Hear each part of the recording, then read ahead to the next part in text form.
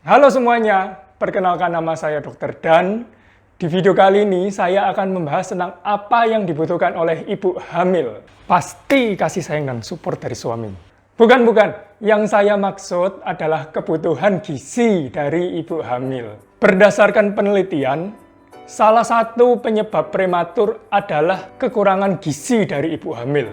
Orang hamil, salah satu yang dikontrol biasanya adalah penambahan dari berat badannya. Akibatnya, selama hamil kita hanya fokus untuk menambah berat badan ibu. Gara-gara hal itu, ibu hamil berusaha meningkatkan berat badannya dengan makan sembarang jenis makanan, terutama makanan yang tinggi kalori. Sehingga proporsi makronutriennya tidak sesuai, kebutuhan mikronutrien seperti vitamin, mineral tidak tercukupi. Contohnya zat besi. Kekurangan zat besi selama kehamilan menyebabkan kelahiran prematur dan pertumbuhan janin yang terhambat selama proses kehamilan.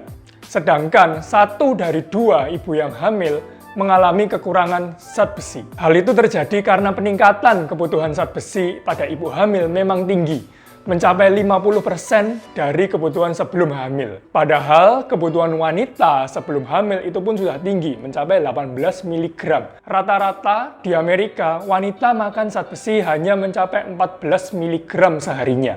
Selain zat besi, ada 5 nutrisi lain yang penting dan peningkatannya juga paling banyak dan dibutuhkan selama kehamilan. Kembali ke zat besi tadi, banyak wanita yang mengalami kekurangan besi, apalagi pada wanita-wanita yang pilih-pilih makanan, nggak suka daging, nggak suka ikan, nggak suka sayur. Sedangkan zat besi dibutuhkan selama kehamilan untuk proses pembentukan darah. Kekurangan zat besi selama proses kehamilan menyebabkan penghantaran nutrisi dan juga oksigen dari ibu kepada janin menjadi tidak maksimal. Jadi pada orang yang hamil, tingkatkan konsumsi makanan yang banyak mengandung zat besi. Bisa dari hati sapi, kuning telur, bayam, daging.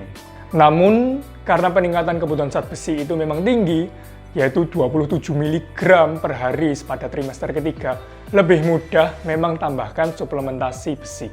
Tips tambahan untuk meningkatkan penyerapan dari zat besi, tambahkan makanan yang mengandung vitamin C saat Anda mengonsumsi makanan yang mengandung zat besi. Jadi misalnya, habis makan bayam, dessertnya jus jeruk atau jus jambu atau mungkin lemon. Terus kemudian hindari makanan ataupun minuman yang menghambat penyerapan zat besi, seperti teh, kopi, dan lain-lain selama kehamilan.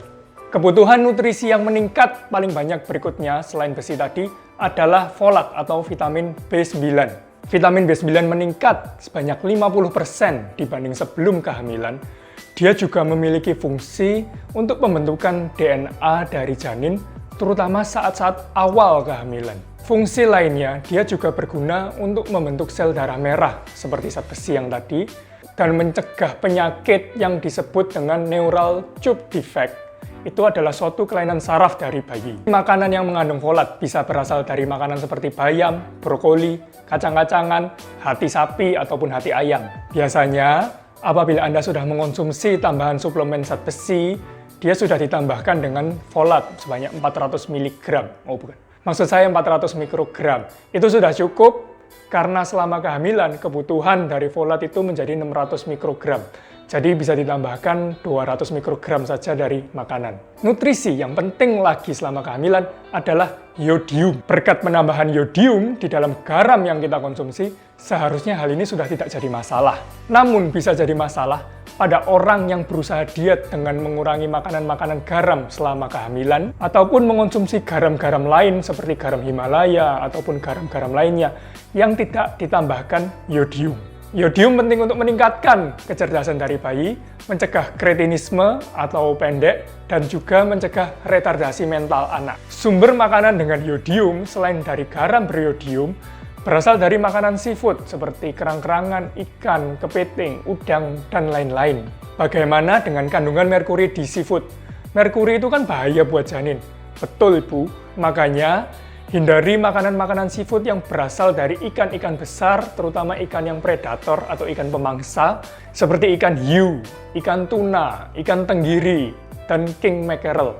Vitamin B6. Kebutuhannya selama kehamilan meningkat 46%. Fungsi dari vitamin B6 ini banyak banget. Salah satu yang bisa ibu rasakan adalah mengurangi mual selama kehamilan. Sumber vitamin B6 yang baik berasal dari lauk hewani seperti ikan, ayam, daging sapi. Kemudian kalau buah-buahan bisa berasal dari pisang dan alpukat. Cukupi vitamin B6 selama kehamilan supaya pertumbuhan anak Anda optimal. Zinc atau seng. Kekurangan zinc selama proses kehamilan meningkatkan resiko terjadinya persalinan yang lebih lama, kemudian juga kelahiran prematur, pertumbuhan janin yang lebih pelan, dan kelainan janin yang lain. Sumber makanan dengan kandungan zinc yang tinggi berasal dari makanan seperti seafood dan ikan laut, sama seperti yodium tadi, dan juga dari daging. Ikan dan seafood yang aman supaya ibu mendapatkan kandungan zinc yang tinggi dan rendah merkuri bisa berasal dari ikan salmon, dari sarden, ikan belana, teri, mungkin dari kepiting dan dari udang. Protein.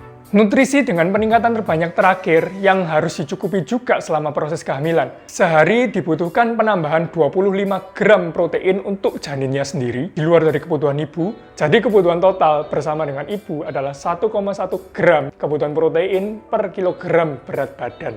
Peningkatan kebutuhan protein dibutuhkan untuk pertumbuhan dari janin, pembentukan sel janin, kemudian pembentukan air ketuban, pembentukan plasenta, dan penambahan volume darah. Sumbernya bisa berasal dari protein hewani dan juga protein nabati. Jadi misalnya pada wanita dengan berat 50 kg, dia butuh protein sebanyak 55 gram seharinya. Itu tadi adalah 6 nutrisi yang peningkatannya paling banyak selama kehamilan. Nutrisi lain juga penting, seperti misalnya kalsium, kemudian omega 3, kemudian kolin. Hanya peningkatannya tidak sebanyak 6 nutrisi yang tadi disebutkan. Jadi seharusnya bisa dicukupi asalkan makanan ibu, makanan yang bervariasi dan bergizi. Yang membedakan anak di negara maju dengan anak di negara berkembang, salah satunya adalah faktor nutrisi, terutama saat kehamilan. Dengan video ini, saya berharap ibu hamil tahu makanan-makanan yang penting yang harus dimakan selama proses kehamilan, selain untuk mengurangi angka kejadian lahir prematur, kemudian pertumbuhan janin yang terhambat, supaya anaknya dapat mencapai potensi yang maksimal, kecerdasan yang maksimal, kesehatan tubuh yang maksimal, jadi tidak mudah sakit-sakitan, alergi, dan lain-lain. Semoga apa yang disampaikan di video ini bermanfaat bagi Anda. Sampaikan ke teman yang membutuhkan ataupun kerabat yang membutuhkan. Sampai jumpa di video berikutnya dan tetap sehat.